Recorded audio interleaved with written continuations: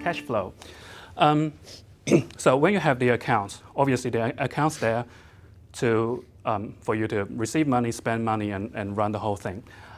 Typically, not strictly relating to management rights. So typically, when you talk about cash flow, it's about you getting money in, paying money out to the suppliers and everything, and then have some left over for yourself to spend on. So that's the basic idea of the cash flow. So essentially, the way you look at it is that we need to have cash coming in to enable us to pay the staff, to suppliers, and then they will provide us with more service and products, and then the cycle goes on. So essentially, we call that a cash cycle. So the way you look at it is that obviously that's a cash inflow and that's cash outflow.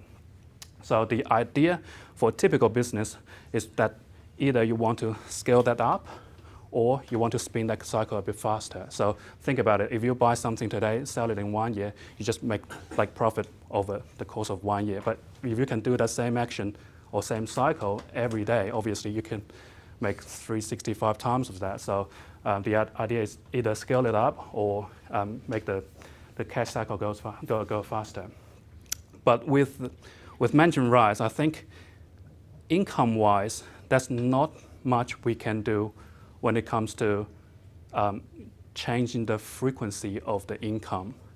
There's still ways, but I guess it's more about expanding your source of income to increase that cash flows. I'm sure the SIRE team will be showing you ways of doing that.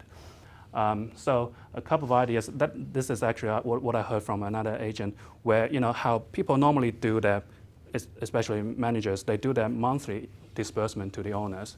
But then obviously there's a rule where you receive money, you have to disperse that to the owners before you can collect your commission for yourself, right? So one idea would be, instead of doing monthly disbursement, you can obviously do like twice, like every 2 weeks or whatever. So essentially, as long as you have paid the owners, then you can draw that part of your cash flow back. Obviously, that's additional work from admin's perspective, but I think that's probably one way you can do it. Cash outflow, so that's probably more beneficial if you are running holiday lettings. So obviously, you need to purchase stock, purchase services from other people, cleaning staff, hiring more staff. So one way of doing that is that when it comes to busy season or holiday season, you might need to hire additional staff to help you get through the whole process of stocking up, having things available for your tenants, and then obviously hiring more staff to help with the cleaning if you need it.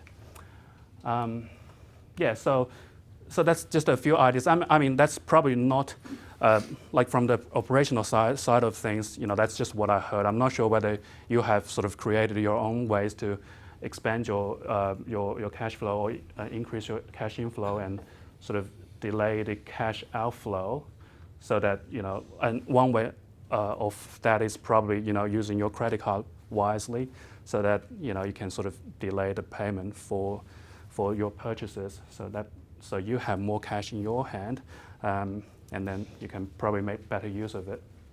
So I'm just wondering whether anyone else have sort of idea as in how they can increase their cash flow or use different ways to. No, don't worry about it. I was just thinking, because I mean, personally, this is some ideas I heard from other people. I'm just not sure whether it's sort of universal across the industry or not. Yeah, but then again, I do want to stress, whether it's trust account transactions or personal transactions or business transactions, do keep them separate, because like if you mix them together, your accountants will hate you for that. So yeah, keep them separate.